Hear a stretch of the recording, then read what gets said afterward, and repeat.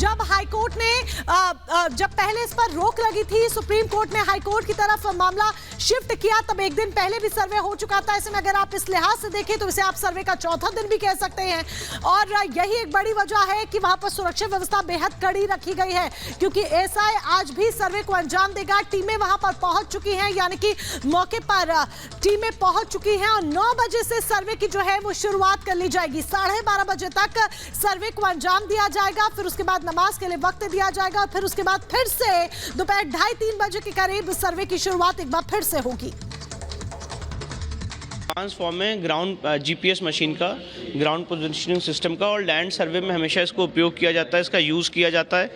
और सबसे महत्वपूर्ण बात यह है कि कल वेस्टर्न वॉल की काफ़ी डिटेल्ड स्टडी हुई। वेस्टर्न वॉल से लेके बैरिकेडिंग तक का जो एरिया था उसमें जो घास वास थी उसको हटाया गया, जो तहखाने थे उसको क्लीन किया गया, वहाँ पे एग्जॉस्ट वगैरह की व्यवस्था लगाई जा रही है। बहुत सारा वहाँ पे मलबा है उसको ठीक करने की कोशिश की जा रही है कि उसके बाद इन्वेस्टिगेशन किया जा सके। जो सेंट्रल डोम है उसके नीचे जो हॉलो साउंड आ रही है वो मैंने पॉइंट आउट किया, वहाँ पे इन्वेस्टिगेशन चल रहा है। साथ ही साथ जो सेंट्रल डोम के बगल में एक जगह है नीचे जाने का जो रास्ता बना हुआ है जिसको आर्टिफिशियल एरिया से कवर किया है, उसको भी पॉइंट आउट किया गया है। तो बहुत सारी चीज़ें हैं जो चल रही हैं और इन्वेस्टिगेशन चल रहा है। एक लंबा इन्वेस्टिगेशन है, धीरे धीरे काम चल रहा है और ये काम धीरे धीरे ही होता है। मेरे हिसाब से आज 4th डे है, क्योंकि पहले दिन एक सर्वे हुआ था, फिर दूसरे दिन का सर्वे हुआ, कल तीसरे दिन का था और आज चौथे दिन का सर्वे चल रहा है। तो आज भी देखते हैं, अभी मैं जाके मुझे पता चलेगा कि वो कौन सी टेक्नोलॉजी यूज़ करने वाले हैं। पर कल तक तो डीजीपीएस मशीन का यूज़ किया गया था और उस पूरे एरिया की टोपोग्राफी को समझने के लिए डीजीपीएस मशीन का उपयोग किया जाता है। लैंड सर्वे में हमेशा ये कारगर होती है और एडवांस टेक्नोलॉजी है जीपीएस सर्वे से भी, इसलिए उसको भी इसको यूज़ किया गया। देखिए, जो तहखाना एक था, जो जैसे ही आप बैरिकेडिंग के अंदर घुसते हैं तो एक राइट साइड में तहखाना है, वो तहखाना बनता है, उसको भी खोला गया। 2 तहखाने हैं, एक व्यास जी का तहखाना जिसका दरवाज़ा टूट चुका है और एक मुस्लिम पक्ष के कब्जे में तहखाना था, उसको भी खोला गया और वहाँ पे भी स्टडी और सर्वे का काम चल रहा है। तो चलिए यही स्टूडियो से हम सीधा चलते हैं ग्राउंड जीरो पर, जहां पर सृष्टि पांडे हमारी सहयोगी लगातार नजर बनाए हुए हैं। सृष्टि, अभी विष्णु शंकर जैन को हम सुन रहे थे, वो कह रहे हैं आज चौथा दिन है। साथ ही उन्होंने बताया पश्चिमी दीवार को स्टडी किया गया है, 2 तहखाने के दरवाजे खोले जा चुके हैं, मलबा वहां से हटाया गया है। तो कुल मिलाकर ये समझा जाए कि अभी तक सिर्फ डिटेल मेथड के जरिए जांच पड़ताल हो रही है, अभी मॉडर्न टेक्निक का इस्तेमाल नहीं किया गया है।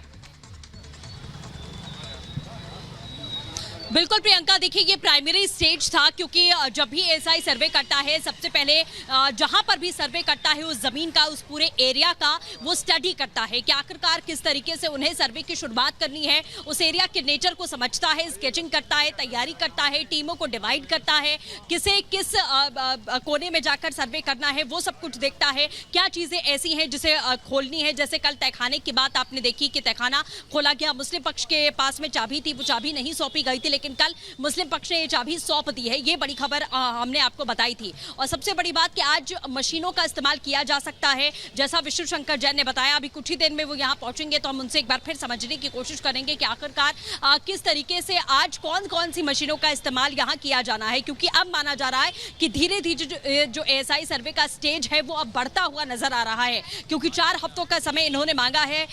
पर्याप्त समय यहाँ पर दिया गया और एएसआई ने साफ कहा भी था कि उन्हें एक लंबा समय चाहिए इस पूरे एरिया को स्टडी करने के लिए। गुंबद की जांच भी की जाएगी, डेटिंग के जरिए पता लगाने की कोशिश की जाएगी और इसके साथ ही आपको ये भी बता दें कि यहाँ पर किसी भी तरीके से मूर्तियों को कोई क्षति नहीं पहुंचानी है, पत्थरों पर भी तोड़फोड़ नहीं करनी है। ये सारी रिस्ट्रिक्शंस हैं, लेकिन ऐसे बहुत सारे मॉडर्न टेक्निक्स, वो मशीनें हैं जो देखने में, हिंदू पक्ष के वकील कल बता रहे थे कि जो देखने में आपको लगेगा कि एक मोबाइल की तरह है, लेकिन वो जमीनों की स्कैनिंग बखूबी कर लेती है। मतलब पहले के मुकाबले अगर देखा जाए तो टेक्निक्स बहुत ज़्यादा बदली हैं, जिसमें बहुत ज़रूरी नहीं है कि आप खुदाई करें तो ही आपको पता चलेगा कि ज़मीन के नीचे क्या है। ये उन मशीनों के ज़रिए भी पता लगाया जा सकता है बिना खुदाई किए।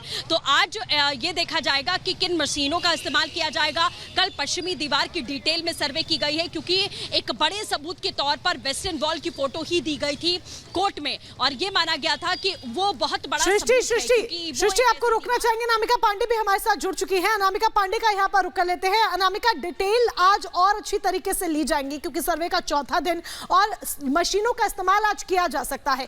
किस तरह की ये मशीनें होंगी जिनका इस्तेमाल किया जाएगा, क्या इसकी कोई जानकारी मिल पा रही है? इसको लेकर अभी कुछ पता नहीं चल पा रहा है मोनिका। हाँ, ये जरूर पता चल रहा है कि मशीनों का इस्तेमाल आज किया जा सकता है।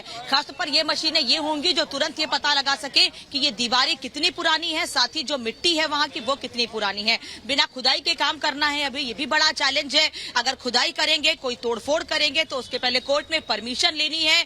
मशीनें वही हैं जिससे हाईटेक तरीके से जल्दी तुरंत कुछ चीजों का पता लगाया जा सके, और कुछ मशीनें ऐसी भी हैं जिनका इस्तेमाल करके जब 4 हफ्ते में रिपोर्ट तैयार की जाएगी उसमें ये बताया जाएगा कि अंदर से क्या क्या निकला है, क्या क्या मिला है। लेकिन बार बार जो वादी हैं उनसे हम बात कर रहे हैं, वो ये कह रहे हैं कि जो चीज हम सामने देख रहे हैं, जो हमको पता है कि आधी दीवार है, वो दीवार जिसके ऊपर गुंबद रखा गया है, जिस पर कलश का निशान है, सात्विक है, कमल का निशान है, तमाम चीजें बनी हुई हैं, वो तो सामने दिख रही हैं। उसके लिए किसी तरह की टेस्टिंग की जरूरत है कि नहीं, क्योंकि गुंबद नॉर्मल तरीके से बना हुआ है।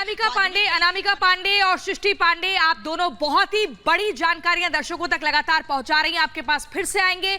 अभी आपका बहुत बहुत धन्यवाद। और बुलेटिन में आगे बढ़ते हैं, सीधा शुरुआत करेंगे 2 मिनट में भारत की बड़ी खबरें फटाफट अंदाज में।